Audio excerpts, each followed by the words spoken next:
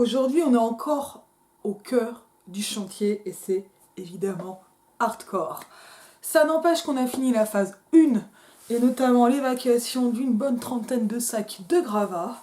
La bibliothèque tient toujours debout tout en étant particulièrement empoussiérée et moi je suis retournée vers de vieux classiques. J'ai relu. Comme je l'avais évoqué dans une précédente vidéo, comme je voulais le faire depuis des mois, des années, Lolita de Vladimir Nabokov. Lolita est probablement un des rares romans à être plus choquant maintenant qu'à sa sortie, et pourtant c'est déjà un roman qui a fait choc. Je l'ai lu en y ajoutant, donc dans cette édition folio, donc ça doit être l'édition Gallimard. Est-ce que c'est la traduction Maurice Couturier? Exactement. Traduit de l'américain et préfacé par Maurice Couturier. Nouvelle traduction révisée, c'est un roman de 58, 55, 55, 72, 2001, 2005 pour celui-ci, mais vraiment donc de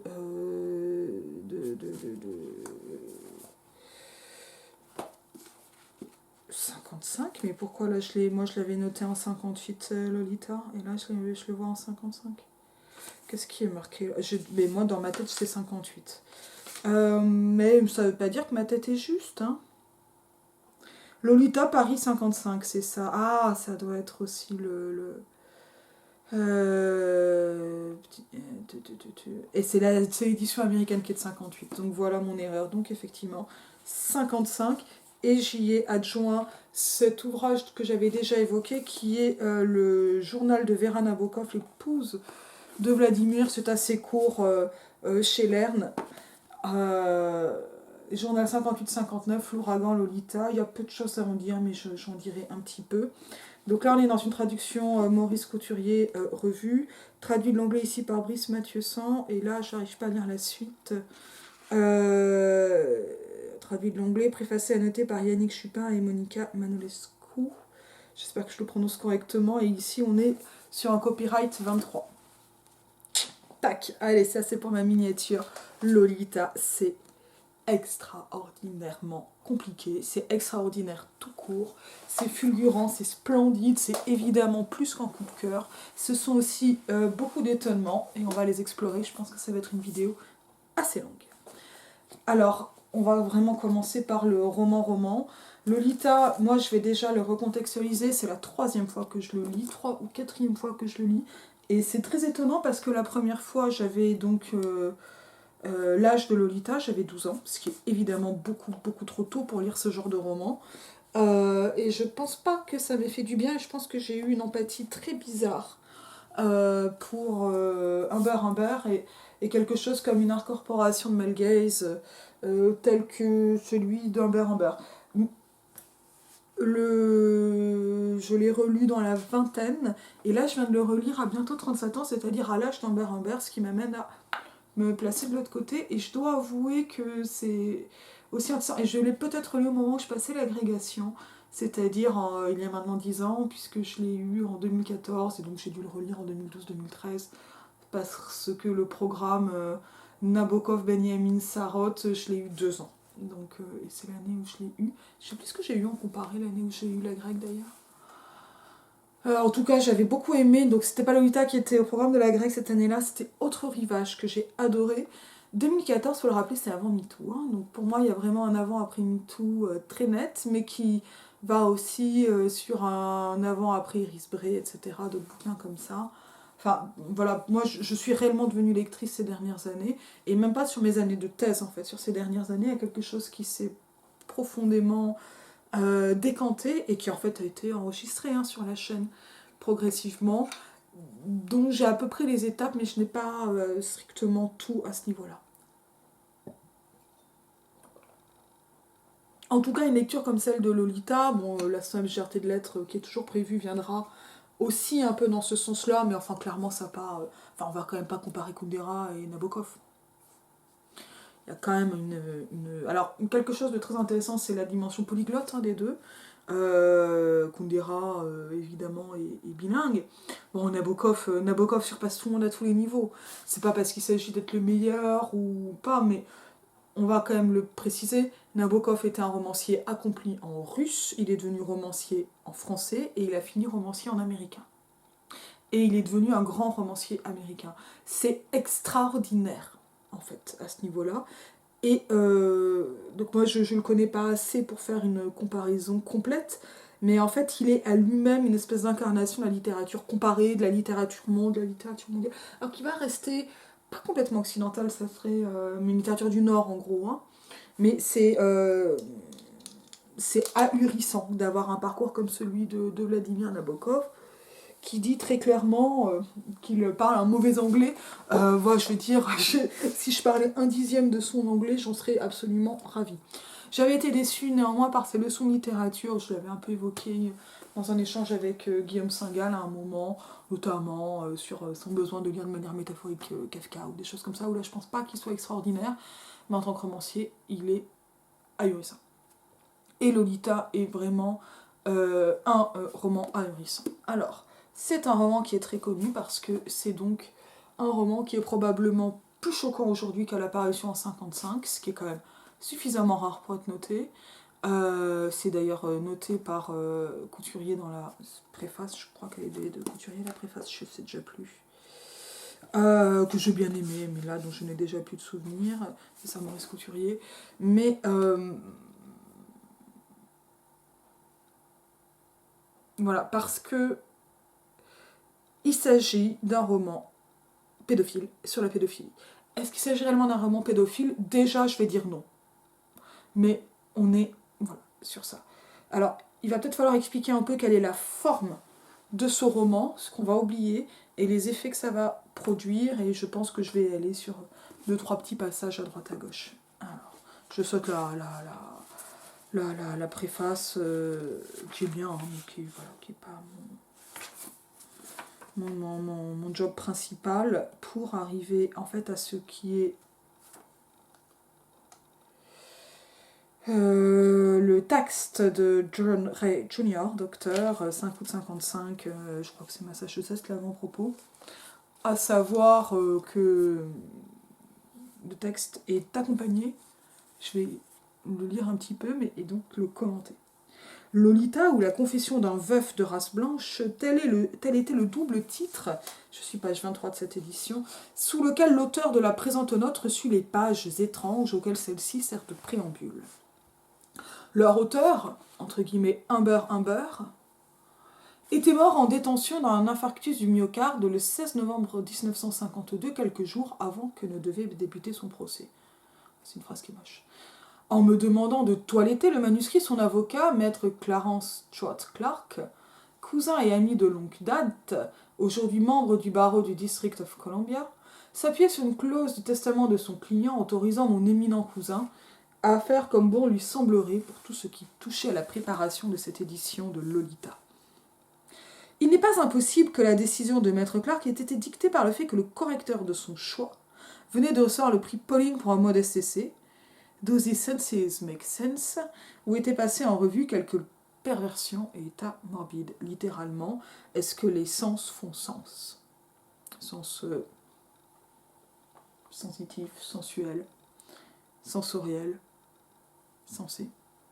Ma tâche se révéla plus aisée que nous ne l'escomptions l'un et l'autre, hormis la correction de solécismes évidents et les mondages méticuleux de certains détails tenaces, qui, en dépit des efforts de HH, subsistaient encore dans son texte comme autant de panneaux indicateurs et de pierres tombales évoquant des lieux ou des personnes que le bon goût demandait de voiler et la compassion d'épargner.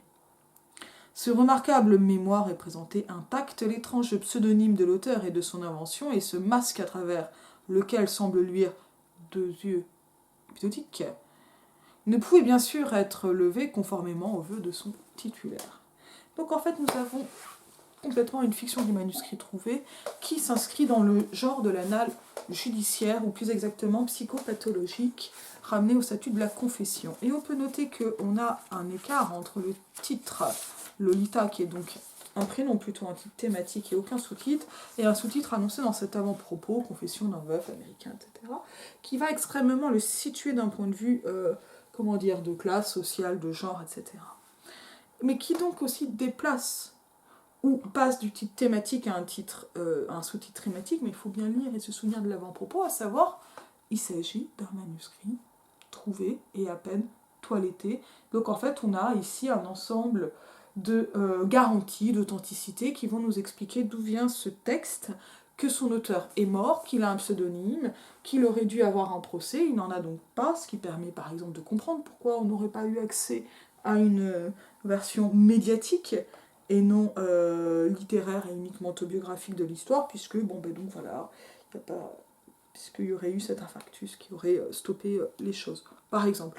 Donc en fait, on a ici un ensemble de circonstances qui vont, ou qui va un ensemble accompagner le manuscrit et nous expliquer finalement, nous en donner une forme d'origine, une histoire.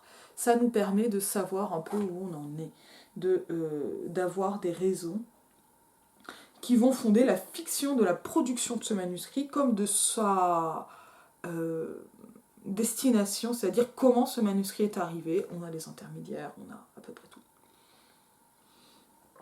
Et tout ça, ça va tracer un genre de trait d'union entre le texte et nous, c'est-à-dire en fait ces garanties d'authenticité nous le présentent comme réel, réaliste, ancré. Et en même temps, il est ramené, il est placé sous le sceau esthétique du bizarre. Donc là, on l'a avec par exemple les réflexions sur le solécisme, l'étrange, et donc la psychopathologie, hein, les annales du crime en quelque sorte. À l'intention des lecteurs de la vieille école qui aiment à suivre la destinée des personnages réels, au-delà de l'histoire vraie, je me permets d'ajouter ici quelques détails tels qu'ils me furent communiqués par Mr.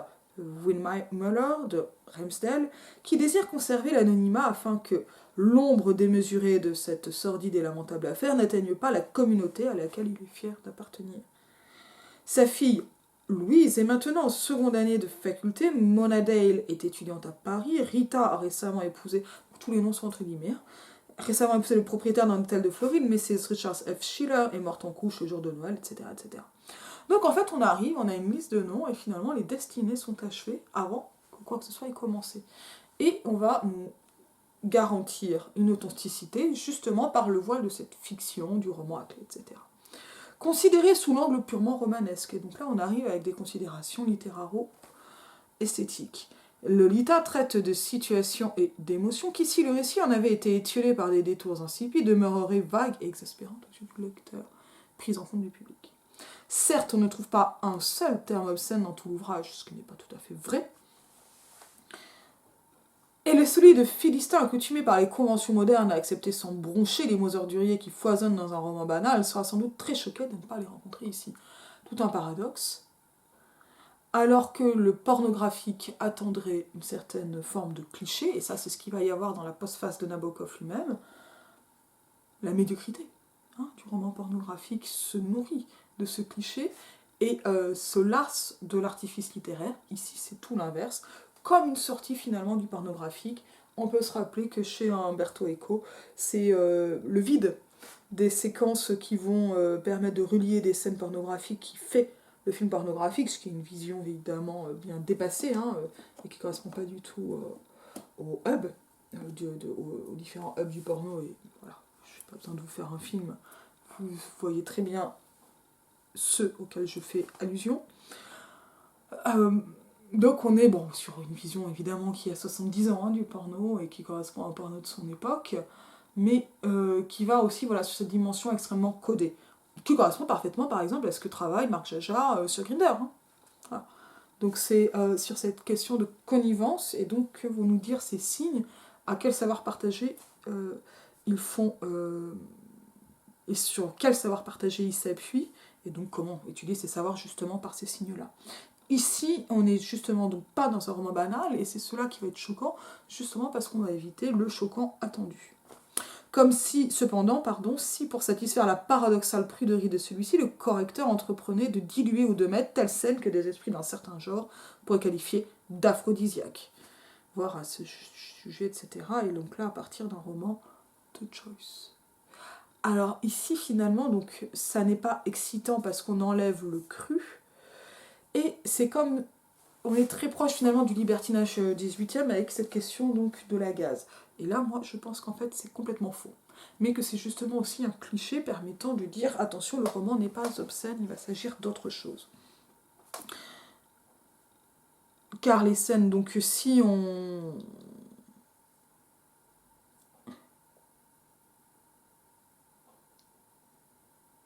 Voilà, donc justement, il dit que ces scènes ne sont ni diluées ni omises, donc ces scènes dites aphrodisiaques, et que si on renonçait à ces scènes, il faudrait tout simplement renoncer à publier Lolita, car les scènes sudites que l'on pourrait accuser sottement de posséder en elles-mêmes une existence sensuelle, ce qui est une vraie question sur l'effet pornographique d'un texte, sont précisément celles qui sont le plus strictement fonctionnelles dans le déroulement de ce tragique récit, qui tend sans relâche vers ce qu'il faut bien appeler une apothéose morale.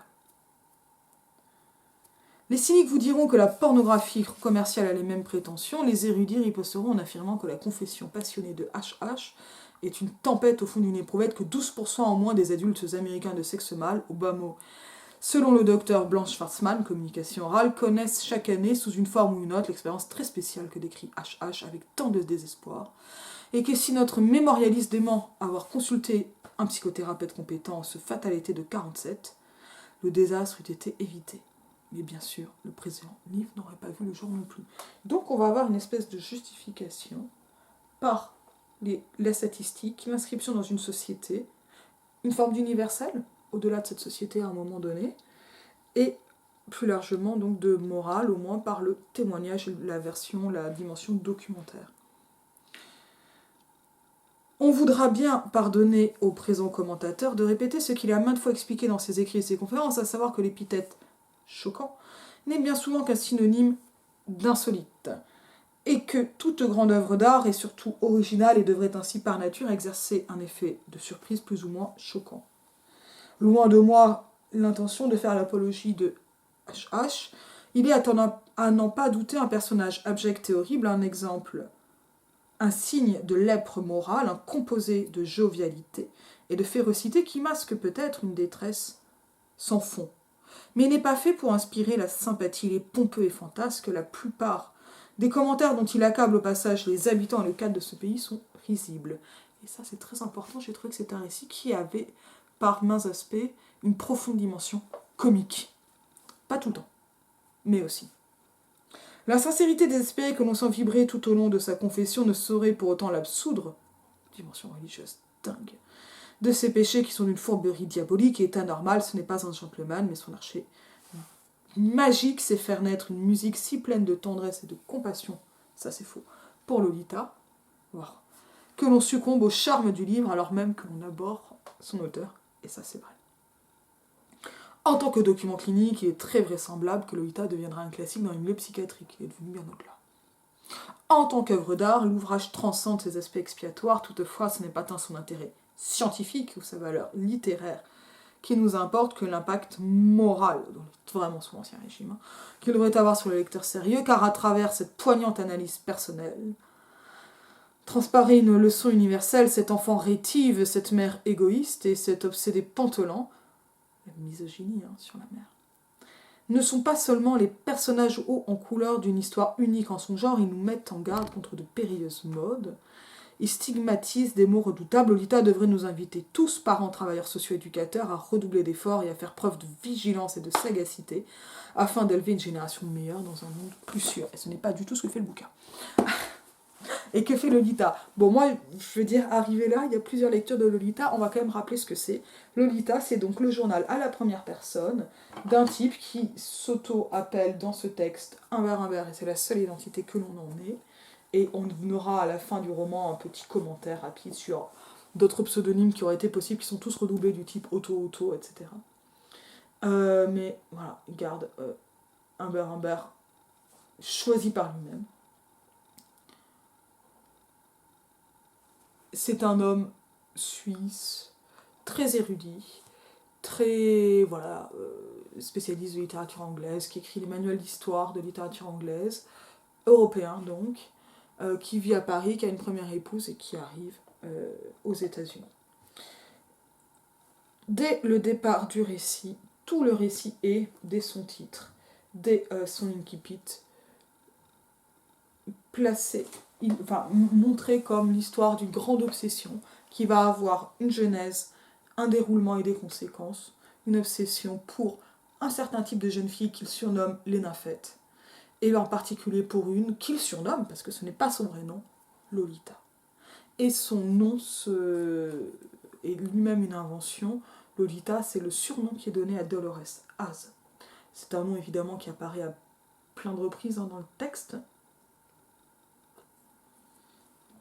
Mais il est très important de garder que Lolita, qui est devenue l'antonomase pour une adolescente sexy, en gros, une Lolita, une femme enfant, n'est pas du tout ce qui est appelé donc, par le roman. On va lire un peu l'incipit et on va redire d'autres choses. Parce qu'en fait, c'est pour moi un exemple fabuleux de ratage de réception, et il y a une certaine logique à ça. Première partie. 1.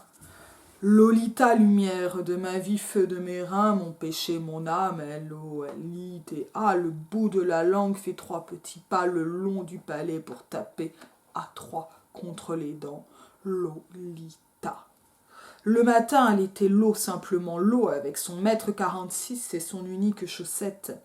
Elle était Lola en pantalon, elle était Dolly à l'école, elle était Dolores sur les pointillés. Mais dans mes bras, elle était toujours Lolita. Une autre l'avait-elle précédée ? Oui, en fait, oui. En vérité, il n'y aurait peut-être jamais eu de Lolita si un été je n'avais aimé au préalable, une certaine enfant, dans une principauté au bord de la mer, quand était-ce environ autant d'années avant la naissance de Lolita que j'en comptais cet été-là. Vous pouvez faire confiance à un meurtrier pour avoir une prose alambiquée.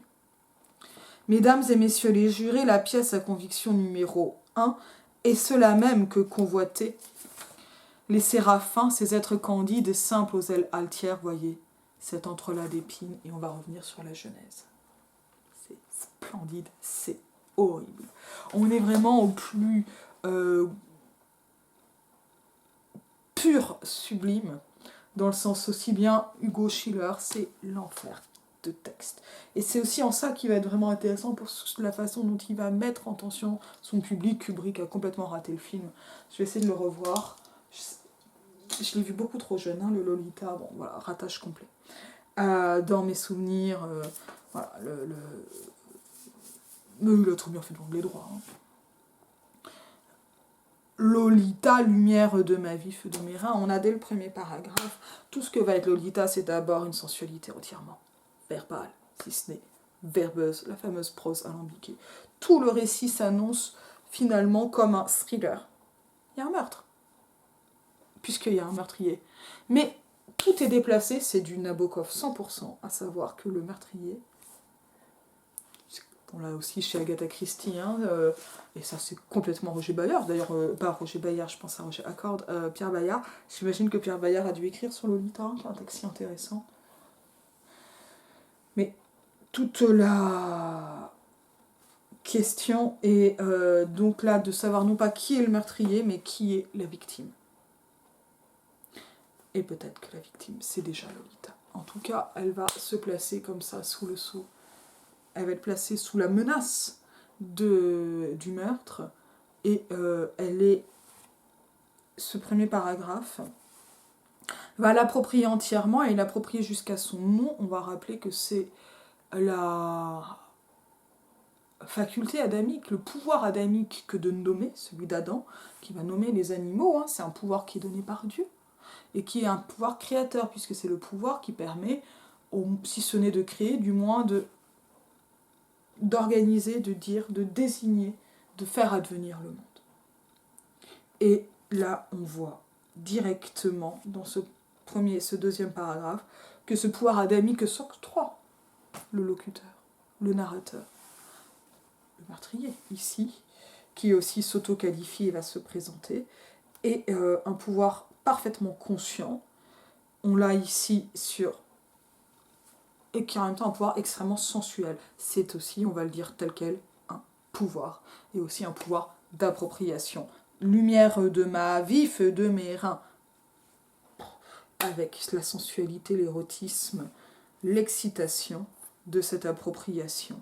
Mon péché, mon âme, avec cette dimension évidemment religieuse et par moments eschatologique, mais ici un peu moins. Tout le jeu ici va d'abord être celui de la sensualité du surnom. Le bout de la langue fait 3 petits pas avec une espèce de concrétisation de la sensualité du fait même de la prononciation. Quelle sensualité on va avoir quand on prononce 3 petits pas dans le long du palais pour taper à 3 contre les dents, Lolita. Et avec ce mécanisme de tmèse hyper fort, la tmèse c'est quand on va séparer connaissance, par exemple chez Claudel.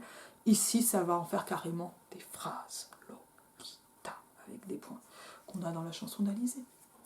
Voilà. Mais là, on est vraiment dans un cas d'horreur, en fait.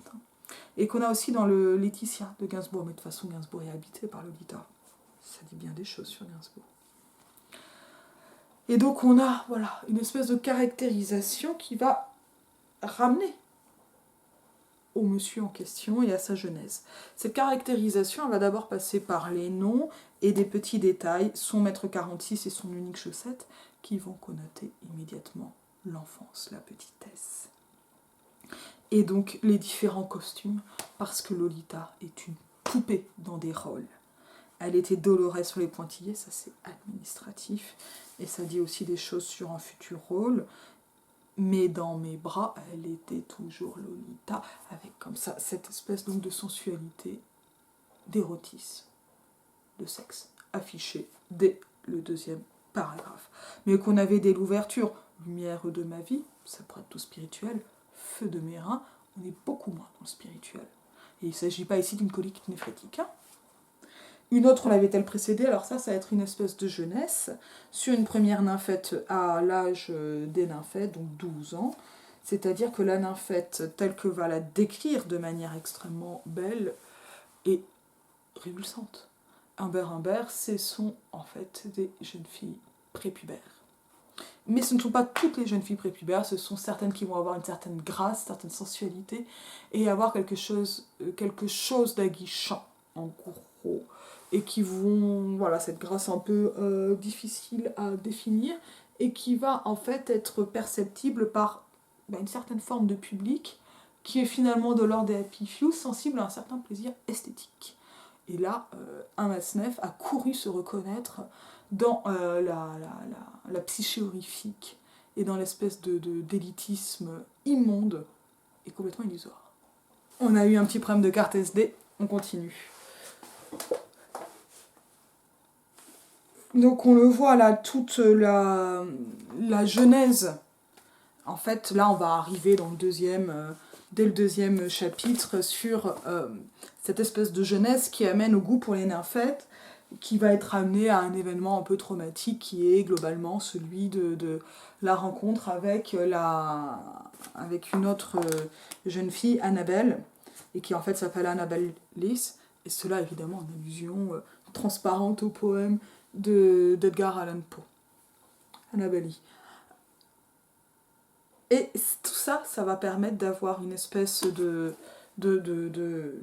cryptage, ou plutôt de complexification, de feuilletage, de superposition de couches de sens. À savoir qu'il va y avoir une espèce d'explication biographique, et aussi une explication littéraire qui va placer tout cet amour du côté de la littérarité de l'esthétique, et sous le signe du grand romantisme, d'un romantisme splendide. Et dans le même temps, et avec quelque chose de l'ordre du tragique, le grand trauma, la perte du premier amour, etc. Donc, à 12 ans, et en un âge acceptable, puisqu'il a 12 ans aussi, etc. À ce moment-là, à peu près. Et là, on a toute cette axiologisation, toute cette, j'ai envie de dire, ce décorum qui se met en place extrêmement rapidement pour arriver à ce récit qui est un peu attendu, les confessions du meurtrier. Comment on en est venu là? C'est pour ça qu'on regarde le true crime, on a envie de comprendre comment ça se fait qu'il y ait des gens qui soient des meurtriers. On a cette fascination où on a envie d'entrer dans la tête du meurtrier pour comprendre ce qui a pu amener à ça, à cette singularité qu'est le crime. Et ici, en fait, il y a peut-être une, si ce n'est deux choses à expliquer, un crime dont on n'a toujours pas la victime, et une autre qui est qui est un autre crime, et qui est déjà annoncé, qui est cet amour pour Lolita. Qui va donc s'agir d'expliquer, et finalement, d'à la fois singulariser, rationaliser, et tout cela dans le discours de ce criminel. Et on se rappelle, vous pouvez compter sur le meurtrier pour avoir une prose alambiquée. Donc là, on a quelque chose qui est de l'ordre de l'annonce, c'est le côté un peu thriller, je vais avoir une prose alambiquée, je vais écrire de manière complexe, et ça va être à vous de retrouver, parce que n'oubliez pas que je suis le meurtrier. Et donc il faut lire tout le texte, déjà, sous ses auspices, c'est écrit par un meurtrier dont on ne connaît pas le crime, mais dont le crime peut déjà être ça, Lolita. C'est-à-dire d'avoir construit Lolita en fantasme et de l'avoir prise dans ses bras. Enfin là, on parle on est sur une jolie expression pour parler de sexe, avec une fille d'1m46, qui n'est pas une naine, qui est une enfant. Donc on en est à peu près là, sur ce tout début. Donc on a déjà cette espèce de double cheminement qui en même temps va annoncer finalement un thriller beaucoup plus littéraire, qui peut déjà être celui qui est complètement mis en place par Humbert, c'est-à-dire celui du décryptage des signes. Et c'est-à-dire de comprendre, par exemple, ici, c'est transparent, mais il y en a absolument partout, que là, il s'agit évidemment de littérature. Autant que d'une cause, on va dire, singulière, idiosyncrasique. Quelque chose de cet ordre-là. Donc, hop là, on a comme ça une espèce de couche biographique, une couche psychotraumatique, freudienne, on y reviendra, et une couche esthético-littéraire. Et donc là, on a toute la vie comme ça qui arrive, qui décrit à Annabelle, etc. Et avec cette quelques interjections, quelques rappels, presque intrusions d'auteur, par exemple. Au mois de juin de la même année, en 1919, un canari égaré était entré en voletant dans sa maison, donc celle d'Annabelle, et la mienne, dans deux pays très éloignés l'un de l'autre. Donc ça, comme une connexion romantique, qui est ridicule en même temps. Oh Lolita, si seulement tu m'avais aimé ainsi. Parce que ce qui va être amené aussi, donc ce qui est pour le narrateur un signe de grand amour, de grande complicité, de grande connexion dans l'enfance, est déjà présenté comme n'ayant pas répondu avec Lolita. Ça, c'est très important pour la suite. Et en même temps, là, ce qu'on va avoir aussi, c'est le ridicule absolu de ce narrateur, enfin. C'est quoi cette connexion amoureuse du canari qui rentre chez vous, quoi? Et pourquoi pas de cette pris une merde de pigeon sur la gueule, quoi? Bon, évidemment, je suis triviale. Voilà. Mais ce bosquet de mimosa, cette nuée d'étoiles, ce frisson, ce feu, cette mielée, cette lancinante douleur, je suis page 41, tout cela est demeuré en moi, et cette fillette avec ses membres de Néréide et sa langue ardente n'a cessé de me hanter depuis. Jusqu'au jour où enfin, 24 ans plus tard, je parvins à rompre son charme en la réincarnant dans une autre. Et donc là, on a quelque chose d'extrêmement important, alors qui apparaît peut-être déjà un peu avant, c'est déjà le motif spectral, j'essaierai d'y revenir, mais on se rappelle, toutes les histoires d'amour sont des histoires de fantômes. Chez Nabokov, il n'y a que des histoires de fantômes et de spectres, d'une certaine manière. Et donc on a comme ça une spectralité qui va baigner le texte, et cette espèce d'explication psychologique de l'une dans l'autre, de la jeunesse, du désir pour les petites filles, et en particulier pour Lolita. Mais on peut dire d'emblée qu'il y a quelque chose de profondément ridicule, et même d'obscène dans sa simplicité, de cette idée d'une réincarnation de l'une dans l'autre, opérée par le locuteur. Et là, en fait, ce qu'on va avoir, c'est d'un côté le déroulement complet du narrateur et de cette explication psychotraumatologique qui va l'amener à Lolita, et de l'autre, le ridicule complet de cette explication psychotraumatologique freudienne, qui déteste, qu'aborde Nabokov, et il se fout de sa gueule tout le temps, et ça c'est explicite. Donc finalement, tout ce qui est de l'ordre du roman du narrateur, c'est-à-dire le roman pédophile, est complètement moqué et ridiculisé. D'emblée. Et ça fait que il y a une part de Lolita de ce roman qui est parfaitement drôle. Et j'en discutais avec Chloé Roncin-Lema un petit peu comme ça en disant voilà, ça y est, je relis Lolita. Et je vous rappelle qu'Anna Partout, c'est une certaine réécriture de Lolita et d'autres choses, de quelques éléments de Lolita. On en avait parlé avec Chloé, c'était super. Mais il y a quelque chose, et puis il y a d'autres grandes relectrices de Lolita. C'est Neshino que j'évoquais il y a quelques semaines, c'est évidemment Vanessa Springora, entre autres. Enfin, je veux dire, Matzneff, lecteur de Lolita, non, Matzneff il sait pas lire. Matzneff il sait se complaire. C'est très différent. Mais ouais, j'ai un peu la sensation que j'ai, et c'est là où je me dis, il faut quand même que je revoie le film de Kubrick, que j'ai pas vu depuis 20 ans. Sur Eyes Wide Shut, je m'étais profondément ennuyée, j'avais eu un profond malaise la première fois que je l'ai vu. À peu près la même vision la deuxième fois, alors je crois que ça avait été malaise 1, ennui 2 ou l'inverse. Et en revanche, la troisième fois que j'ai vu Eyes Wide Shut, ça a été pour moi une galéjade. Genre, mes proches du vaudeville, ça a été vraiment une comédie, à savoir, tout Eyes Wide Shut, c'est l'histoire du fantasme du mari, et d'un fantasme qui est ridicule et outrancier. On fait des caisses. Et je crois qu'il faut vraiment lire Lolita exactement de cette façon-là. Il faut que je revoie le Lolita de Kubrick pour voir si c'est ce qu'il a fait, mais j'ai l'impression qu'il a raté Lolita. En tout cas, ça, alors c'est pas celui-là, mais celui avec la sucette, etc., c'est un ratage. Qui est un ratage aussi par complexité, à faire tourner des enfants. Dans L'Ouragan Lolita, il y a un passage sur la possibilité de faire un film où Nabokov refuse qu'on fasse jouer un enfant et dit qu'il faut plutôt faire jouer une naine. Mais voilà, il y a quelque chose de très important là-dessus. Page 43. J'aimerais introduire maintenant l'idée suivante. On trouve parfois des pucelles âgées au minimum de 9 et au maximum de 14 ans qui révèlent à certains voyageurs ensorcelés, l'ensorcellement, l'enchantement, c'est des choses qui vont beaucoup revenir, comptant le double de leur âge et même bien davantage, leur nature véritable, laquelle, et donc finalement ça ne marcherait pas sur des gens du même âge, ce qui contredit le narrateur lui-même. Leur nature véritable, laquelle n'est pas humaine mais nymphique, c'est-à-dire démoniaque, et ces créatures élues, je me propose de les appeler nymphètes. Et donc il y aurait des espèces de surhumanité, exactement comme l'a été la Virginia, l'épouse d'Edgar Allan Poe. Et comme le serait Lolita, qui ne sont pas tout à fait des petites filles, puisqu'elles ne sont pas humaines. On notera que je m'exprime en termes de temps et non d'espace. J'aimerais en fait que le lecteur considère ces deux chiffres, 9 et 14, comme les frontières, les plages miroitantes et les roches roses d'une île enchantée, entourée d'une mer immense et brumeuse que hante, encore la spectralité, les dites nymphètes. Toutes les enfants entre ces deux âges sont-elles des nymphètes? Bien sûr que non. Le serait-elle que nous aurions depuis longtemps perdu la raison, nous qui sommes dans le secret, nous les voyageurs solitaires, les nympholeptes.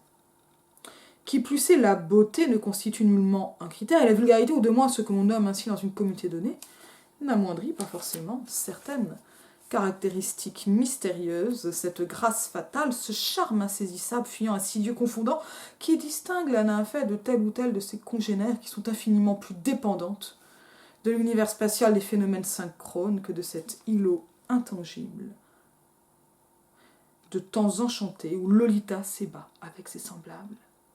Entre ces âges limites, le nombre des nymphètes authentiques est notoirement inférieur à celui des fillettes provisoirement sans charme ou simplement accortes ou mignonnes ou même encore délicieuses et séduisantes, ordinaires, grassouillettes, informes, froides de peau, ces fillettes intrinsèquement humaines avec leurs nattes et leur ventre rebondis qui deviendront ou ne deviendront pas des femmes d'une grande beauté.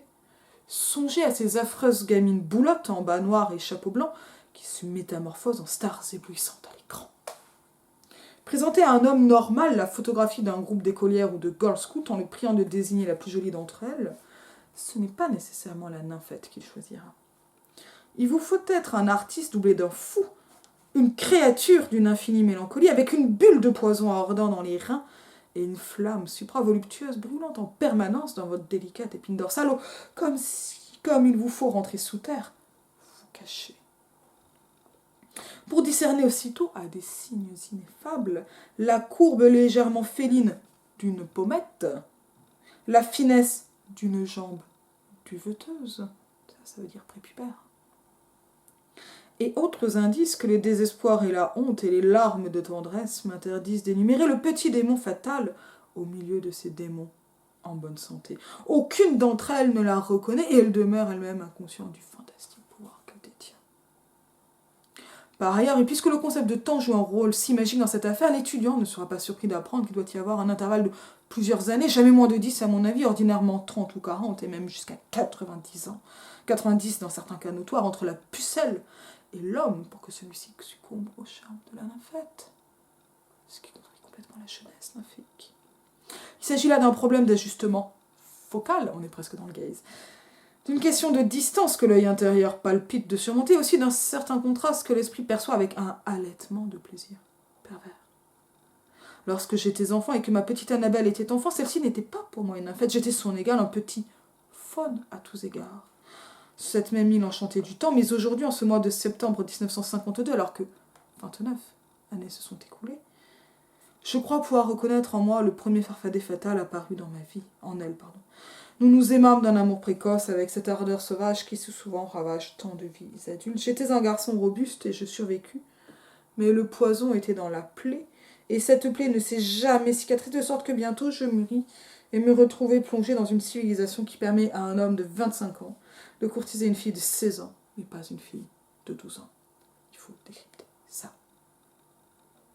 On a donc ici un locuteur qui s'auto-qualifie de fou et de pervers, ce qui devrait être disqualifiant, mais qui inclut en même temps non seulement une forme de minoration, de neutralisation, de voilage et de gazage, c'est-à-dire de réduction donc, du crime, mais qui en même temps va renverser ces différentes valeurs pour en faire des éléments qualifiants qui vont le distinguer.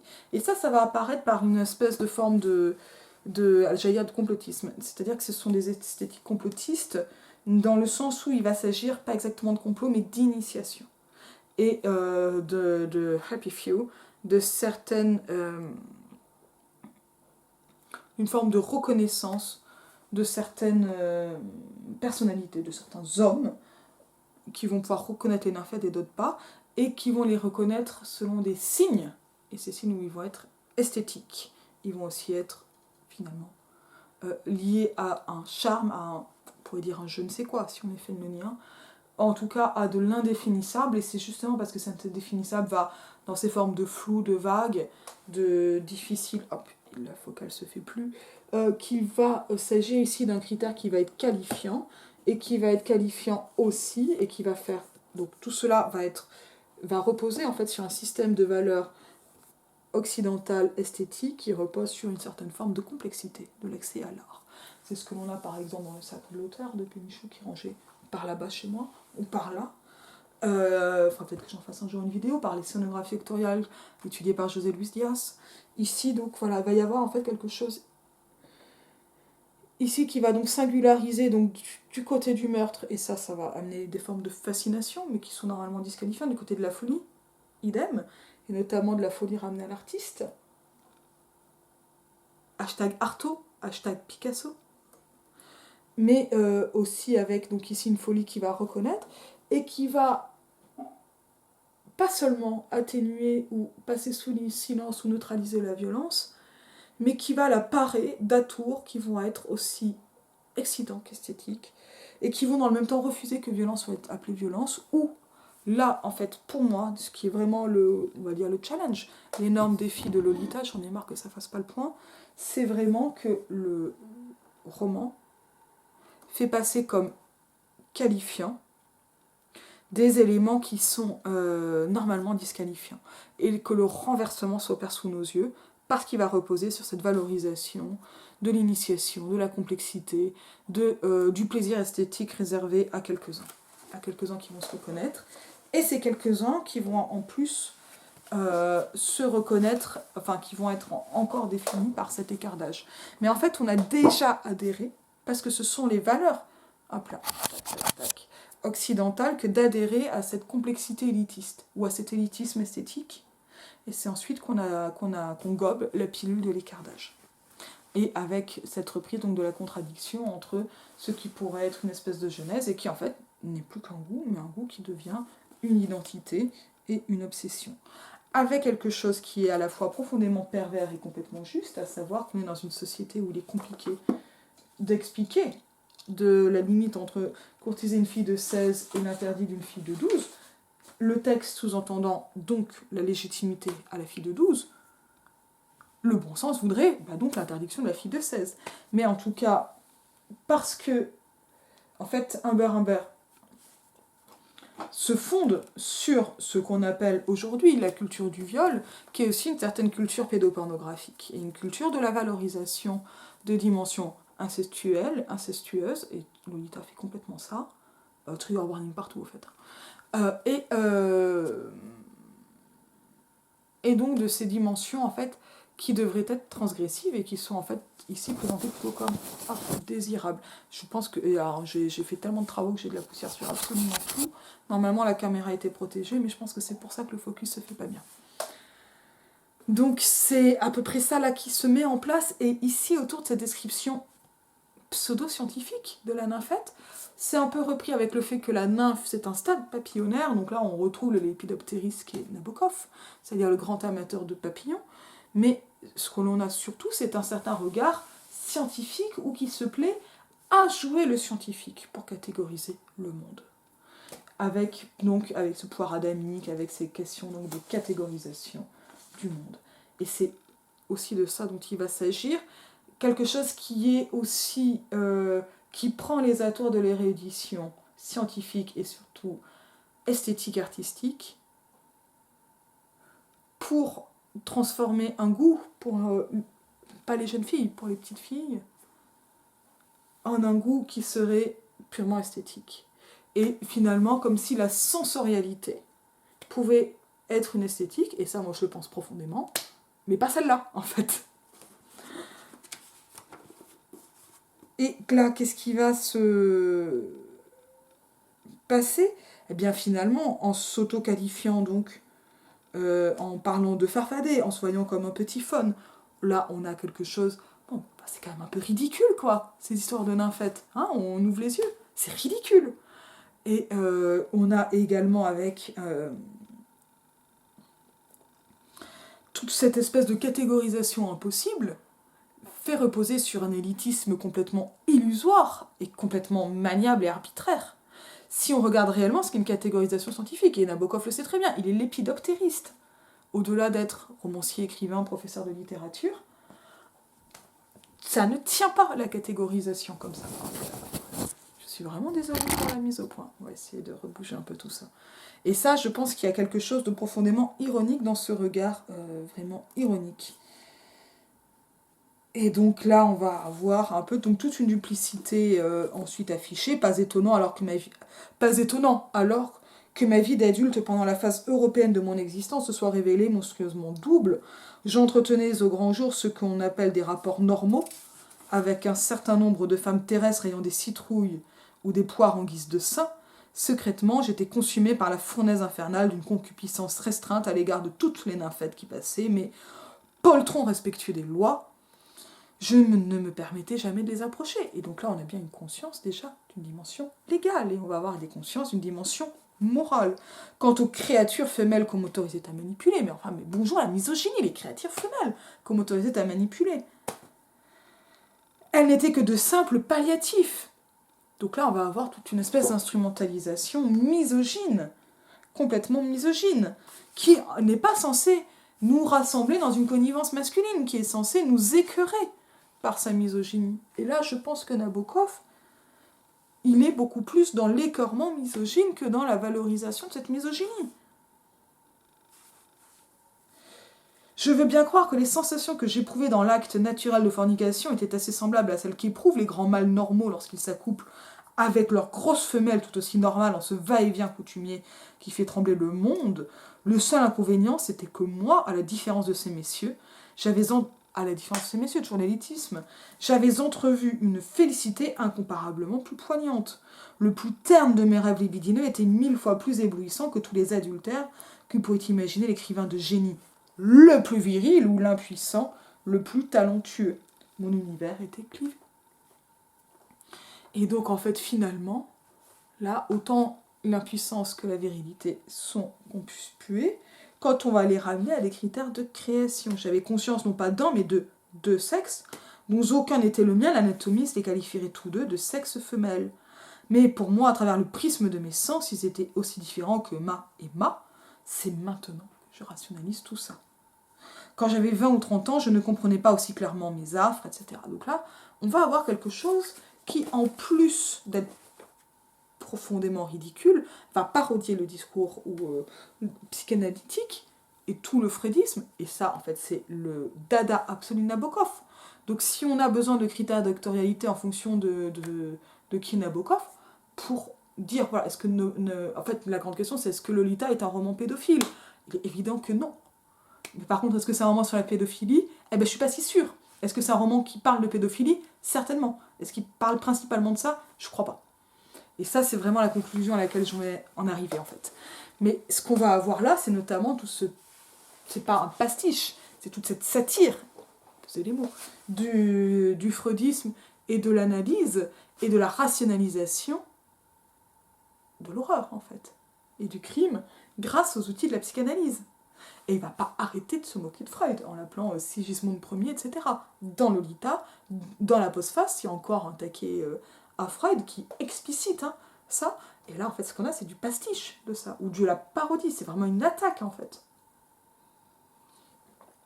C'est-à-dire qu'en fait, ce qu'on a, c'est un narrateur, locuteur, mort, machin, etc. On a vu toutes ces espèces de fiction du manuscrit trouvé, qui annonce, qui va en fait avoir une prose alambiquée, donc il va nous tendre des pièges, et ne pas dire les choses directement, mais ce faisant, il se piège lui-même, ou plutôt, on va encore voir nous-mêmes à travers lui.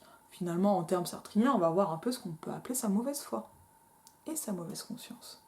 Percer ça et là on retrouve la hantise et la spectralité, notamment, qui sont autant l'obsession que ceux de la mauvaise foi et de la mauvaise conscience. Toutes les histoires d'amour sont des histoires de fantômes. Et quand on pourchasse des fantômes, c'est peut-être qu'on en est en soi-même, ou en tout cas qu'on a des obsessions bien mal placées.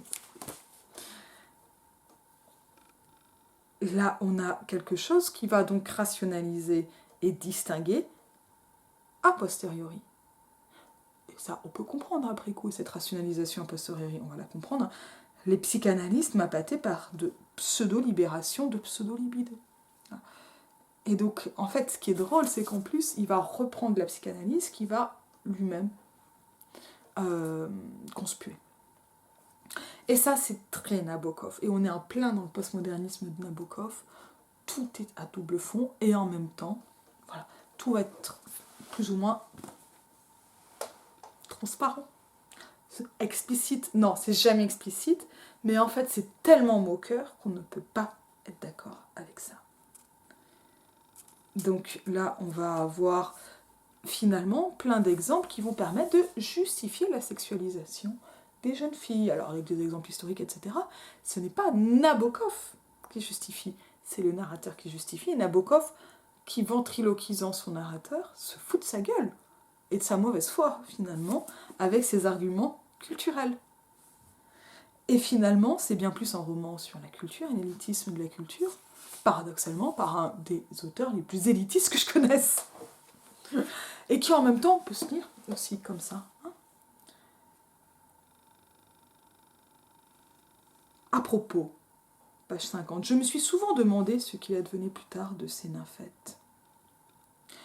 Dans ce monde bardé de contraintes où s'enchevêtrent cause et effet, se pouvait-il que ce spasme secret que je leur avais dérobé n'affectât pas l'avenir de chacune d'elles?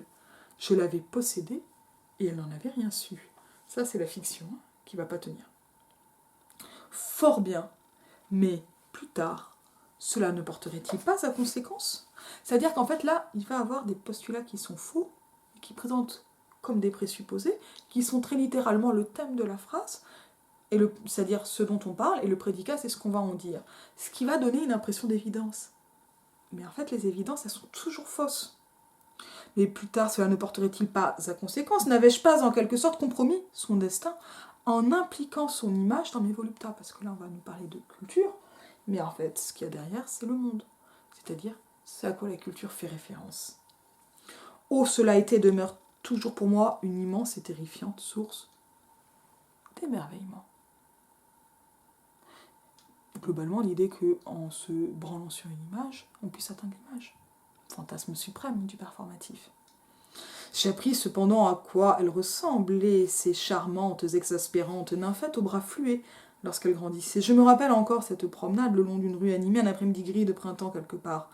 Près de la Madeleine, une fille mince et de petite taille me croisa d'un pas rapide, trébuchant sur ses hauts talons. Nous nous retournâmes au même moment, elle s'arrêta et je l'accostai. Elle arrivait à peine à hauteur des poils de ma poitrine et avait ce genre de petite bouille ronde à fossettes qu'ont si souvent les jeunes françaises.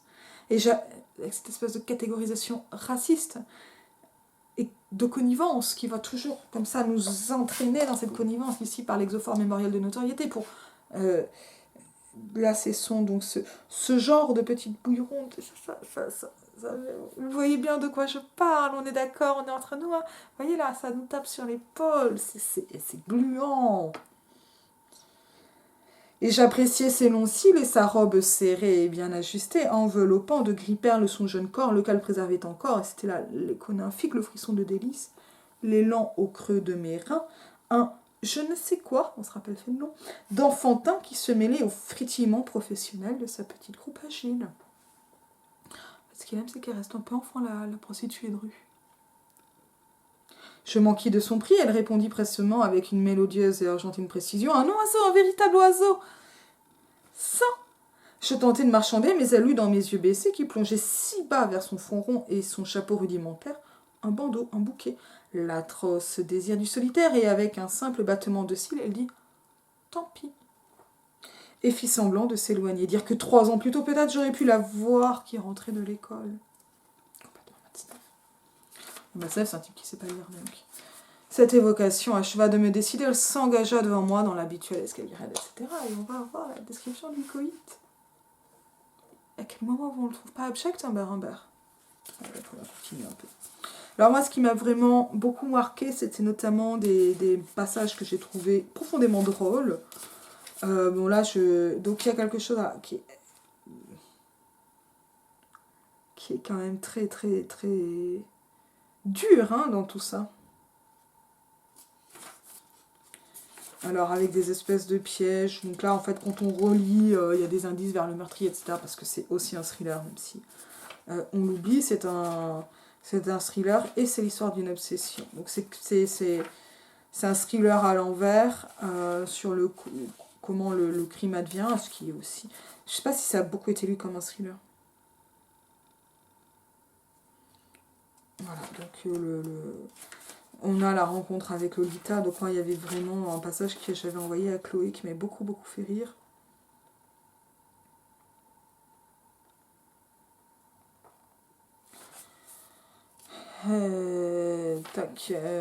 Donc tout son journal qui va être relu par la mère, et ça va mettre des choses, etc.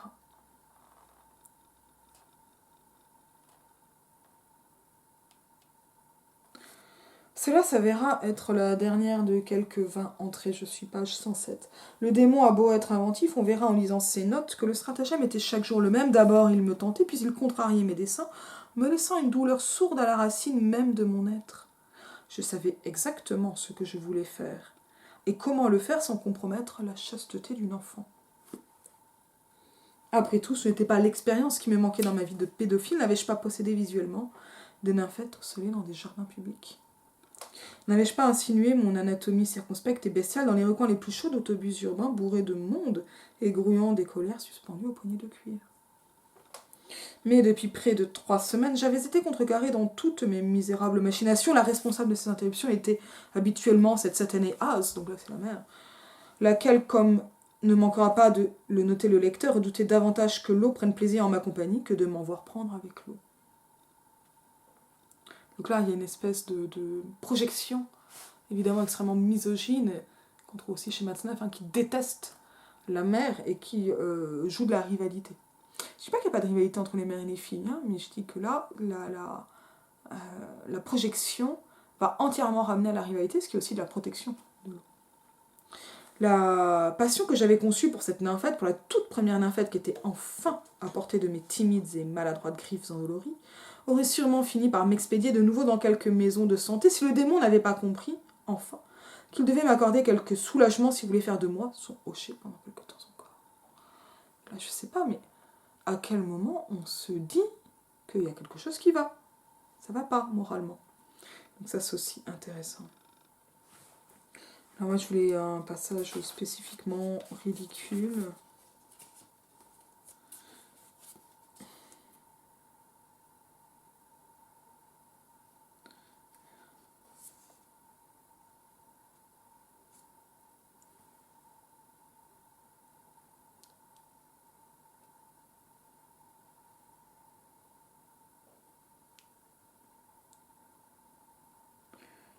Ouais,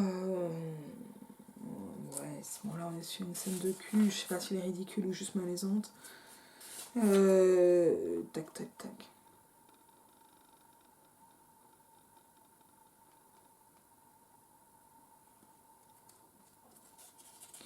Voilà, donc toute une espèce de scène où le plaisir de Humbert est d'avoir du plaisir et qu'elle ne le sache pas. Donc là on est aussi sur quelque chose, alors ça pourrait être... Ça amène quelque chose d'inoffensif et ça fait qu'on va avoir une gradation dans les actes. Mais par contre, on va aussi avoir une envolée complète des scrupules. Et ça, c'est quand même particulièrement notable.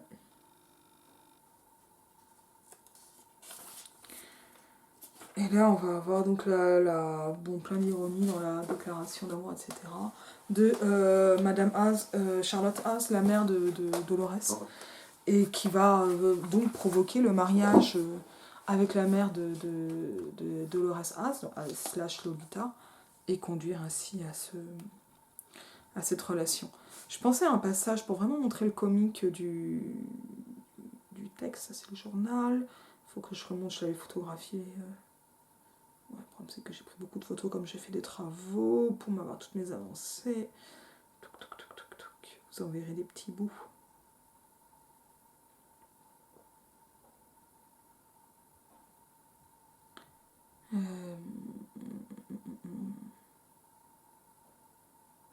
Ça va être par là.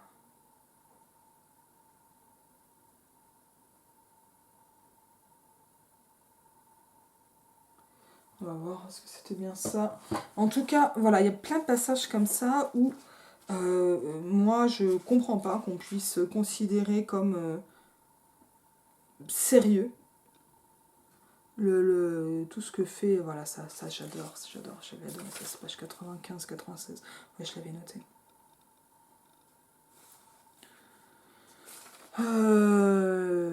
Donc son adorable profil, ses lèvres entr'ouvertes, ses cheveux brûlants, n'étaient qu'à quelques 7 ou 8 centimètres de ma canine dénudée. Et je sentais la chaleur de ses membres à travers la toile rugueuse de ses vêtements de garçon manqué. Tout à coup, je compris que je pouvais baiser sa gorge ou la commissure de ses lèvres en toute impunité. Je compris qu'elle me laisserait faire et fermerait même les yeux, comme l'enseigne Hollywood. Une double glace à la vanille nappée de chocolat chaud, à peine plus inhabituel que cela. Je ne puis expliquer à mon docte lecteur, dont les sourcils doivent se retrouver maintenant, je le crains, à l'autre pôle de sa tête dégarnie. Donc là, on va plutôt supposer un lecteur choqué que complice. Je ne puis lui expliquer comment j'acquis cette certitude. Peut-être que mon oreille de primate avait inconsciemment décelé quelque infime changement dans le rythme de sa respiration. Car maintenant, elle ne regardait plus vraiment mon gribouillis, mais s'attendait avec un mélange de calme et de curiosité au mal limpide nymphette que le séduisant pensionnaire fasse ce qu'il mourait d'envie de faire. C'est René Vivien et la Dame à la Louve, hein. C'est-à-dire, il suppose son envie. Je me dis qu'une enfant moderne, une lectrice avide de récits de revues de cinéma, une fille experte en gros plans de rêve, pourrait ne pas trouver trop étrange qu'un ami d'un certain âge, beau et intensément viril, trop tard. Voilà soudain que la maison était ébranlée. Donc en fait, on voit comment, en lui supposant un goût pour le cinéma, il se fait lui-même son propre film. En supposant acquis un scénario absolument voluptueux et ridicule. C'est Arnolphe, en fait. C'est du Molière. Hein. Voilà soudain que la maison était ébranlée par la voix volubile de Louise, qui décrivait à Mrs. Haas, tout juste rentrée, La bestiole morte que Leslie Thompson et elle avaient trouvée dans le sous-sol, et la petite Lolita n'était pas fille, elle manquait un tel récit. Et donc là, très clairement, on préfère raconter la charogne qu'aller rouler des pelles à la Frais Humber, intensément viril. Enfin, moi, j'ai éclaté de rire en lisant ça. Donc là, on va avoir comme ça un ensemble de ridicules mis en abîme, et qui passe notamment par le leitmotiv du chasseur enchanté, qui va être le nom de la première auberge où il coïte, et donc va y avoir comme ça toute une espèce d'idée kitsch, et qui va finir en chasse, donc en chasse dont Lolita serait la proie, mais qui va se retourner contre Humber. Je vais un peu résumer et accélérer sur la fin. Bon, c'est un récit qui est très dur à bien des moments, parce qu'on a réellement l'impression d'entrer dans la psyché d'Humber, et je pense pas qu'il soit forcément si loin que ça d'une certaine pédophilie. Je pense qu'en revanche, sur tout ce qui est des scrupules, etc., il y a quand même aussi des erreurs. Mais bon, moi, je suis pas là près dans la tête des pédos en soi. En tout cas, il y a quelque chose qui est beaucoup plus conscient du viol et de l'obscénité qu'on ne le fait croire. À savoir que le pédophile s'autodessine comme tel, c'est un vocabulaire qui est peut-être moins choquant dans les années 50 qu'aujourd'hui. Mais enfin, il a toujours été choquant, hein. On n'a jamais aimé les violeurs de petites filles. Mais ça a toujours été ridicule, enfin, je veux dire Molière, quoi. Molière, les Charivari, enfin. Donc ça n'a jamais été... Enfin, on l'embellit pour pas en voir le ridicule, mais ça a toujours été ridicule et conspué, en fait, cette question-là, et qu'on va ramener à celle donc du satire. Enfin, il y a plein de figures comme ça, entre Arnolphe et le satire, qui vont être de l'ordre du ridicule et de l'horreur, quoi, hein, sur les violeurs de petites louloulous. Mais... Donc c'est pas non plus nouveau hein, de pas aimer la pédophilie. Après, est-ce que c'est le grand méchant actuel ? Bah, peut-être qu'on commence à réaliser la fréquence de ça. Et ce qui est non, mais ce qui est même explicité, même par Lolita et par le vocabulaire de Lolita, c'est l'inceste que devient, après la mort de la mère et le fait qu'il devienne le tuteur de Lolita. C'est à ce moment-là qu'il commence à coucher franchement avec Lolita, et c'est franchement un inceste, et Lolita le sait. Et ça fait que le récit plonge dans quelque chose qui est très franchement abominable, et trigger warning à gogo de tout, et qui donne en même temps l'impression d'une plongée dans la psyché et dans l'impunité absolue du pédo, et de toutes ces manœuvres que sont l'achat des faveurs, la violence physique, la violence morale, la solitude absolue de Lolita, enfin. Donc il y a quelque chose qui commence comme une espèce d'obsession amoureuse, mais qui ne peut pas ne pas être vu ensuite, parce que c'est dit de toute façon par le personnage lui-même s'auto-qualifiant, qui est d'une cruauté monstrueuse, quoi. Et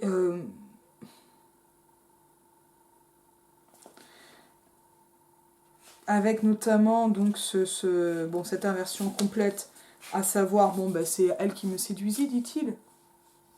Mais quand on est un homme, on se retient, peut-on dire, et surtout pour... Voilà, page 139, au début, on n'avait pas voulu essayer de voir comment c'était, mais la curiosité, la camaraderie avait fini par emporter. Donc là, il ne parle pas d'eux directement, mais un peu plus loin, etc. Et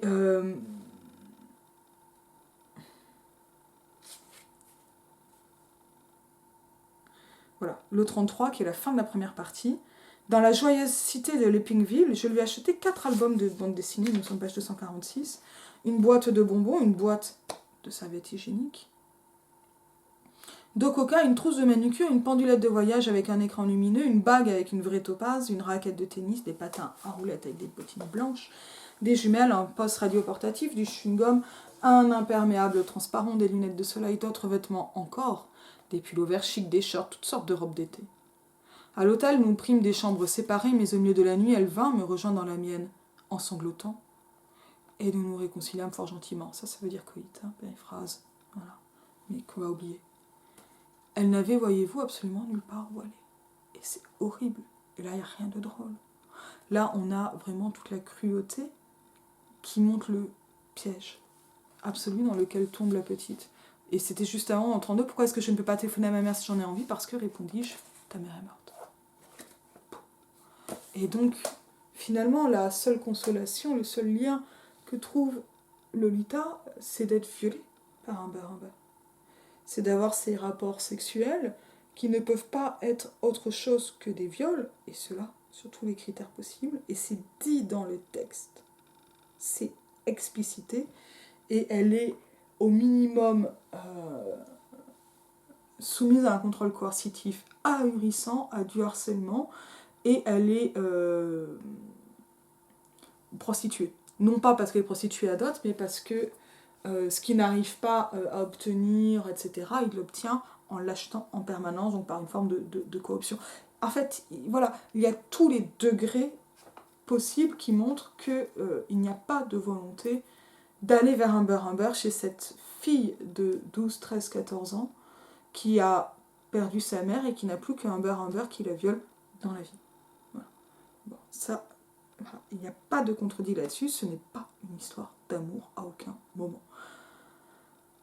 Et l'horreur absolue du récit est là pour le signifier, c'est explicite. Qu'est-ce qui va se passer ensuite et encore?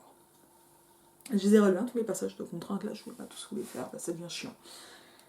La suite du récit, ça va être un genre de road trip, donc on est sur un récit complètement américain, là aussi un peu thriller. D'abord des deux qui font un genre de tourisme, puis qui vont s'arrêter et repartir. Et là va la santé mentale, que l'on peut considérer quand même aussi un peu précaire, de Humber Humber va quand même franchement vaciller et aller vers... va basculer, quoi. Et c'est là où, finalement, ce motif du chasseur hanté, qu'on retrouve un peu avant, comme le motif de la hantise, vont gagner encore une autre importance. C'est-à-dire que Humber pouvait se voir plus ou moins comme un chasseur ayant une proie et en même temps être gêné de cette image, mais là, il va avoir l'impression de voir partout son cousin Trap, Trap signifiant piège en anglais, et il a l'impression d'être suivi, et il ne sait pas par qui, et il s'échafaude plein de scénarios qui vont commencer à le rendre fou, et en même temps, il a raison. Donc là, on va avoir une première partie qui va être le narrateur est-il fiable? Mais on sait bien que le narrateur est un meurtrier, et on nous parle d'intérêt clinique pour ce texte. Donc de l'ordre de la non-santé mentale, quoi. Voilà, le flou réel fiction n'est pas très juste, et on pouvait déjà se le dire, parce que Lolita est une créature discursive dans laquelle est prise une vraie petite fille. Ça, c'est complètement springoral qu'on s'en parle. Et donc finalement, Humber Humber se retrouve pris lui-même en chasse, mais on met beaucoup de temps à comprendre est-ce que c'est réel ou est-ce que c'est une fiction. Et ça va amener un autre récit qui s'achève avec la disparition de Lolita. Et donc finalement, la folie devient vraie et dérobe Lolita à Humber Humber. Et il va continuer à la chasser de manière complètement démente, paranoïaque, dans le sens où il va lire des signes, notamment par exemple, il va refaire tous les hôtels de la région pour essayer de trouver des traces de ce cousin Trapp qui lui envoie des allusions littéraires cryptées que lui seul peut comprendre. Donc c'est à la fois complètement paranoïaque et en même temps ça va se vérifier, et puis je vais pas complètement spoiler cette dimension-là du récit, qui moi est pas celle qui m'a le plus intéressée, mais qui en fait est une vraie dimension du récit. Et donc en fait le roman de l'obsession pédophile, il s'arrête avec la disparition de Lolita, et on arrive 2-3 ans après, Lolita réécrit à Humber Humber, Dolores, et il retourne la voir. Et là c'est un choc parce que on a le fin mot de ce thriller, il va se passer des choses, mais on voit aussi Dolores Haze complètement, avec encore des traces de nymphette, mais hyper enceinte, mariée jeune, à un type normal et sain, et en train de mettre en place une vie de famille saine, a priori dans ce qu'on peut en voir, en tout cas qui est plutôt clairement médiocre, financièrement précaire, et jugé très négativement par Humber Humber, mais Lolita ne le suit pas, malgré ses propositions, en gros.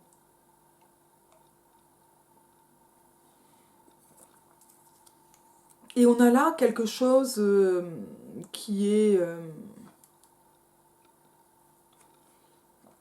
pas un deuil, qui est pas non plus une révélation, mais enfin qui est vraiment le sordide le plus sordide.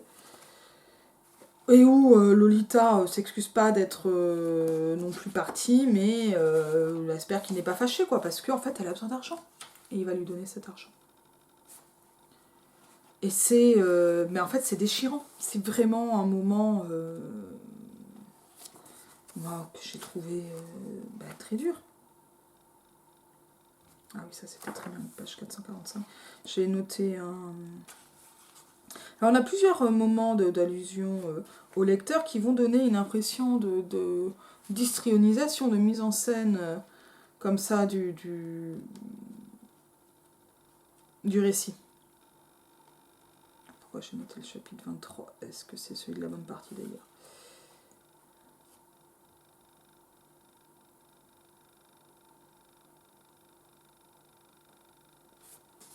Ouais, c'est ça, c'est le chapitre 23, c'est celui de la folie des signes. Je découvris tout de suite qu'il avait prévu mes investigations et semé des pseudonymes insultant à mon intention à la réception du premier motel que je visitais, Ponderosa Lodge.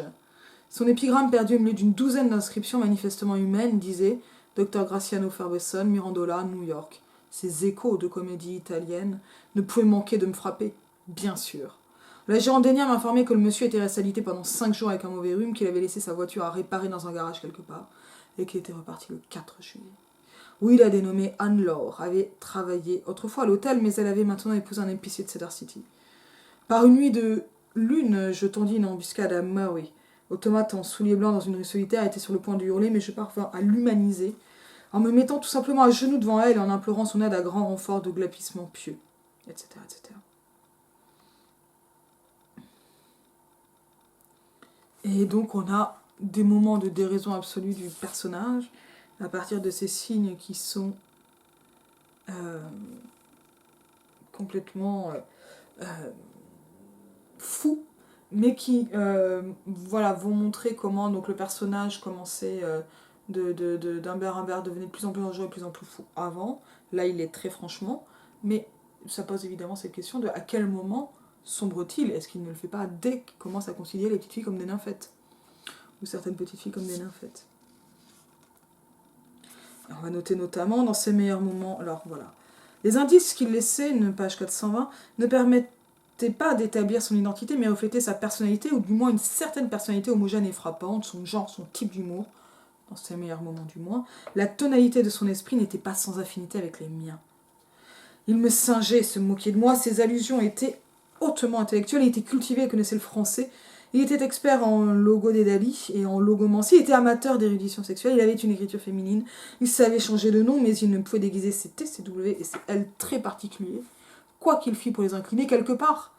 Highland était l'un de ses lieux de résidence préférés. Il n'utilisait pas de stylo, ce qui signifie en soi, comme tout psychanalyste vous le dira, que le patient était un ondiniste refoulé, et on espère avec compassion qu'il y a des naïades, comme Styx.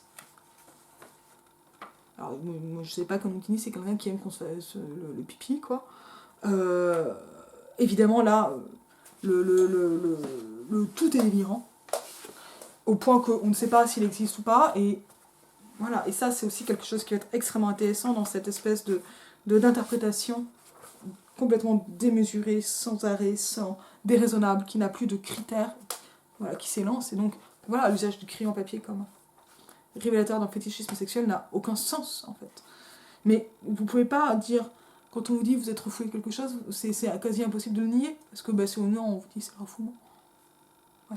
Et là, voilà, c'est ça que va moquer aussi Nabokov, même si c'est pas au premier plan. Donc cette espèce de folie des signes, on va la retrouver elle-même mise en abîme, et c'est là où en fait tout se stratifie en permanence. J'ai maintes fois constaté combien nous étions enclins à doter nos amis, je suis page 445, de cette stabilité de caractère qu'acquièrent les personnages littéraires dans l'esprit du lecteur. Nous avons beau ouvrir encore et encore King Lear, jamais nous ne verrons le bon roi en grande bacchanale taper bruyamment sur la table avec sa chope tous ses chagrins oubliés, à l'occasion de joyeuses retrouvailles avec ses 3 filles et leurs chiens de salon. Jamais Emma ne se rétablira ranimée par les sels sympathiques contenus dans les larmes opportunes du père de Flaubert. Quelque évolution que puisse subir tel ou tel personnage populaire entre les couvertures du livre, son destin est tracé une fois pour toutes dans nos esprits. De la même façon, nous nous attendons à ce que nos amis suivent tel ou tel schéma de comportement logique et conventionnel que nous leur avons tracé. Et ça, c'est très intéressant parce qu'en fait, lui-même enferme Dolores dans Lolita et elle va être complètement défait parce que Dolores s'échappe et va être tout à fait autre chose. Alors, on trouve encore une postface à propos d'un livre intitulé Lolita, qui parle un peu donc de cette écriture du livre, qui rappelle aussi qu'il s'agit d'un roman profondément américain avec des paysages américains. Il me fallait inventer l'Amérique, et donc en fait c'est même le format d'un road trip à l'américaine. Cette espèce de fuite avec Dolores Haze. Et ça, c'est un roman notamment donc de paysages qui est incroyable. Donc il parle de la difficulté évidemment de l'édition. À mes yeux, écrit Nabokov, une œuvre de fiction, je suis page 528, n'existe que dans la mesure où elle suscite en moi ce que j'appellerais crûment une jubilation esthétique, à savoir le sentiment d'être lié quelque part, je ne sais comment, à d'autres modes d'existence où l'art, la curiosité, la tendresse, la gentillesse, l'extase, constituent la norme. Ce genre de livre n'est pas très répandu. Certains lecteurs ont aussi accusé Lolita d'anti-américanisme, cela me fait infiniment plus de peine que l'accusation idiote d'immoralité. Des considérations de profondeur et de perspective, une pelouse de banlieue, une prairie de montagne, m'ont amené à édifier un certain nombre de décors nord-américains. Il me fallait un mieux exaltant. Rien n'est plus exaltant que le philistinisme vulgaire. Mais pour ce qui est du philistinisme vulgaire, il n'existe pas de différence intrinsèque entre les mœurs paléarctiques et les mœurs néarctiques. N'importe quel prolétaire de Chicago peut être aussi bourgeois, au sens flaubertien du terme, qu'un duc. J'ai choisi les motels américains plutôt que les hôtels suisses ou les auberges anglaises seulement parce que j'essaie d'être un écrivain américain et revendique les mêmes droits que les autres écrivains américains. Donc ça, il va falloir que je revienne sur ce philistinisme qu'on peut aussi appeler, qu'on va retrouver dans les clichés par exemple. Bon, et quelques mentions donc, du journal de Vera qui contient quelques mentions aussi. J'ai noté peu de choses là, je les ai notées en photo. Ouais, parce que je vais le revendre le journal, il ne m'aura pas beaucoup. Enfin, il est très chouette, mais je pense que là, moi, j'ai besoin de place en ce moment. Alors, j'avais noté. Attends, on va reprendre dans l'ordre. V. Donc, Vladimir est indigné, je ne leur permettrai jamais d'utiliser une vraie enfant. Qu'il se trouve une haine, contactez Monsieur Newton, s'il vous plaît. Donc, ça, j'y avais fait référence. Alors, ensuite, hop. Lolita est évoquée par les journalistes de tous les points de vue imaginables, sauf en seul celui de sa beauté et de son pathos. Les critiques préfèrent y chercher symboles moraux, justification, condamnation ou explication du sort de Humbert. Ils louent l'humour, le langage, parfois même le style, etc. J'aimerais que quelqu'un remarque la tendre description de l'impuissance de cet enfant, sa pathétique dépendance envers le monstrueux Humbert, et son courage déchirant tout du long, culminant dans ce mariage sordide mais essentiellement pur et sain, et sa lettre et son chien. Et la terrible expression de son visage lorsqu'elle est trompée par Humbert à cause d'un petit plaisir promis. Tout se passe à côté de l'évidence. Cette horrible petite gamine, Lolita, etc. Et voilà, on a ça. Voilà, quelque chose qui est en fait... Bon, ça fait 1 an aujourd'hui que la tribune Barnaby a été publiée. Et d'une certaine manière, je ne pense pas pouvoir relier Barbie et Lolita, mais il y a ça. Lolita, c'est un roman sur l'art et le premier degré. Impossible. Je m'explique. Bon, on a des indices dans la biographie de Nabokov, dans ses textes, etc., qui montrent à quel point on ne peut pas croire Humbert. Bon, le fait qu'il recourt au freudisme, par exemple, suffit à le disqualifier. Évidemment, le fait qu'il viole des petites filles, mais en fait, on est à une époque qui finalement est tellement empreinte de culture du viol, même si le terme est bien postérieur à Lolita, que l'idée même qu'il y ait des viols de petites filles puisse être qualifiante plutôt que disqualifiante est largement remise en question. Je suis extrêmement choquée d'avoir entendu ou lu à plusieurs reprises que même si Nabokov a pu, en répondant à Pivot, dire « mais Lolita n'est pas une petite fille perverse, etc. » Je remettrai ce passage. Dire « oh là là, c'est trop simple, Nabokov est un écrivain infiniment plus complexe. » il y a un moment, ça colle pas. Ça colle pas. J'espère en avoir démontré ici pas mal d'éléments, même si, voilà, en ayant insisté là-dessus. Ce que je pense de Lolita, c'est que c'est un roman qui est probablement inspiré d'un fait divers réel et absolument abominable, hein, d'une petite fille comme ça qui a été enlevée et soumise à une coercition absolument dégueulasse par un type qui se fait passer pour un agent du FBI. Et sur un road trip, je crois, de 21 mois, donc ça dit je sais plus quoi. J'ai lu son Wikipédia tout à l'heure. Si j'y pense, je le mets en description. Mais je crois qu'il est extrêmement voilà, compliqué de ne pas... Enfin, non, on va le dire plus simplement. Lolita est un roman qui joue avec les frontières de la fiction en se faisant passer pour un document qui arriverait jusqu'à nous, voilà, et qui est donc plus ou moins le journal du violeur ou du pédophile. Et donc, on n'a pas accès majoritairement à autre chose qu'au point de vue d'Amber Amber.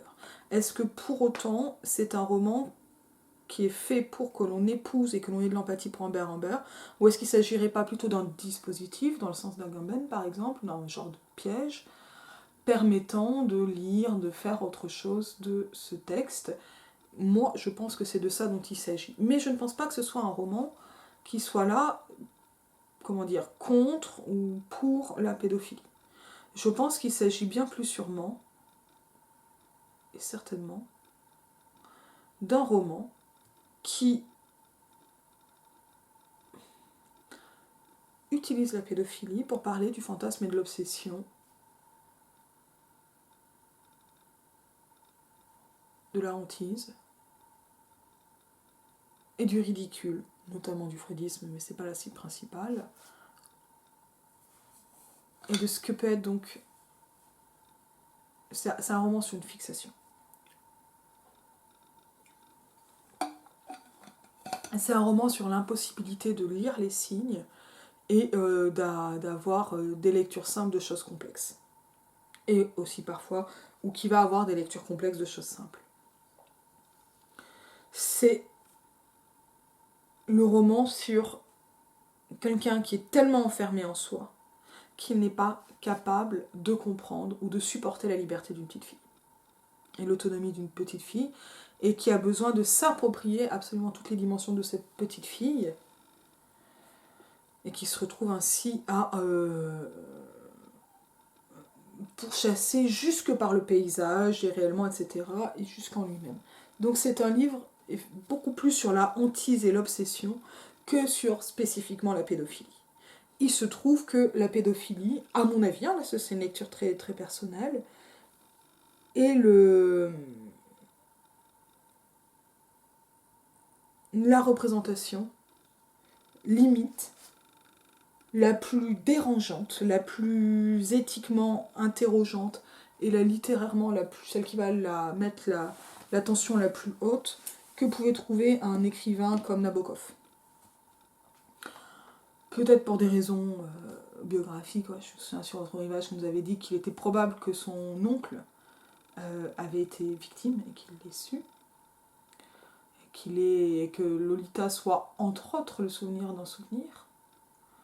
Il peut y avoir eu des choses de cet ordre-là. Est-ce que c'est de l'ordre du goût personnel de Nabokov? Rien ne permet de le penser. Rien ne permet de voir en Humber Humber un avatar de Nabokov. Au contraire, enfin, tout distingue en fait.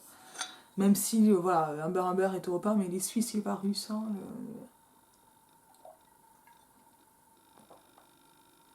Bon, après ça, c'est un détail qui est peu probant, mais moi, c'est surtout le freudisme, je trouve, qui est vraiment un élément très très probant. Parce que le freudisme, c'est aussi une façon d'interpréter des signes qui est complètement refusée par Nabokov.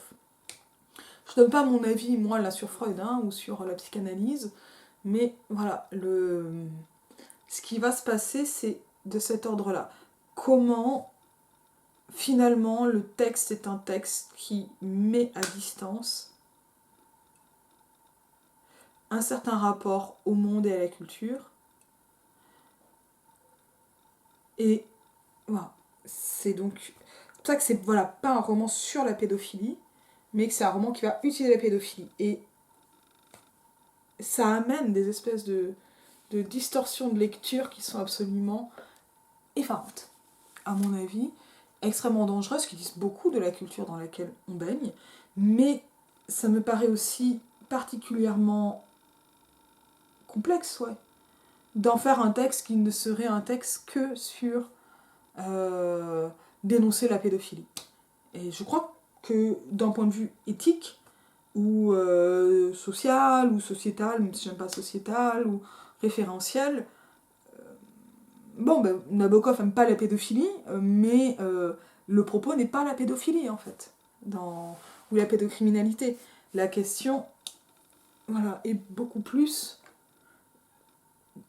l'enfermement en soi-même et le solipsisme, notamment par voilà, cette grande et immense culture et le dérèglement des signes. C'est quelque chose de cet ordre-là qui va se jouer dans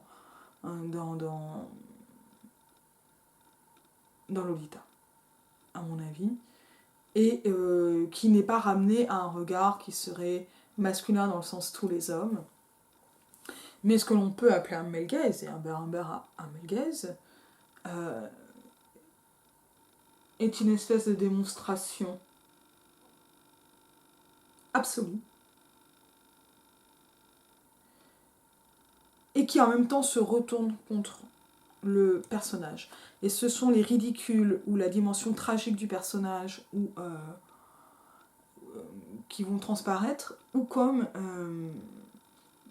on le voit notamment dans le livre de Jennifer Tamas avec les refus, l'échappée de Lolita, donc c'est avec ce nom, mais aussi avec quelques paroles de Lolita, ou cette préférence pour entendre le récit d'une charogne, la description d'une charogne plutôt que d'embrasser par un beurre comme il se l'imagine. On va retrouver ça et là des traces de la gentilité de Lolita. C'est, en fait, le thriller, il est bien sûr dans Le j'annonce que je suis un meurtrier au début du texte. Et je attends mon procès. Et donc la question va être quel est le meurtre ? Qui est la victime puisqu'on a le meurtrier ? Que va-t-il se passer ? Et l'autre question, en fait, finalement, elle est sur comment nous, on se retrouve en tant que lecteur, lectrice, lectrice, des genres d'exégètes, des interprètes de la déraison des signes, et où est-ce qu'on va se placer dans cette déraison des signes. Et dans cette esthétisation absolue du monde qui tombe à plat. Et c'est là où, voilà, cette espèce de remarque finale sur le philistinisme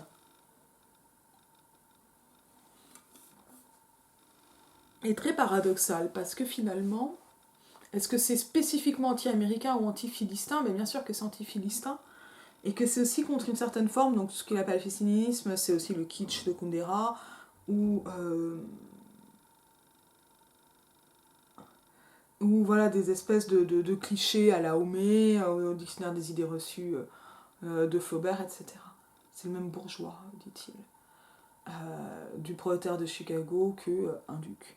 Ce n'est pas une question sociale, mais est-ce que pour autant l'élitisme culturel en sort, ou est-ce que cet élitisme n'est pas lui-même aussi un genre de philistinisme ?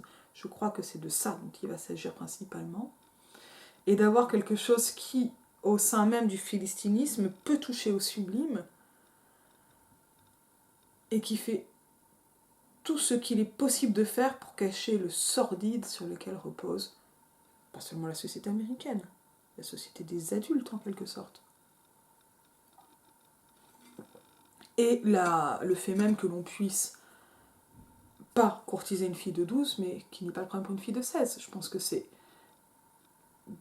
que s'il y a une dimension morale, elle est sur une certaine morale de l'esthétique, beaucoup plus qu'une politique dans le cas de Nabokov. Et je crois que c'est ça que nous raconte Lolita, et que c'est à ça que Lolita nous confronte, et en singeant régulièrement du Sade, auquel il est fait allusion, ou du récit libertin et bien d'autres choses, mais dans un texte qui est absolument obscène, avec énormément, mais qui n'est pas cru dans le sens vocabulaire cru, mais qui a les mêmes jeux d'obscénité, et qui pourrait avoir quelque chose d'un peu fin, par exemple, dans les périphrases pseudo-libertines, alors que c'est obscène pour être obscène, avec le plaisir ridicule d'une fausse délicatesse dans l'obscénité. Et en fait, il s'agit aussi d'épingler ce ridicule de se croire délicat quand on est si dégueulasse. Et je vous dis à bientôt.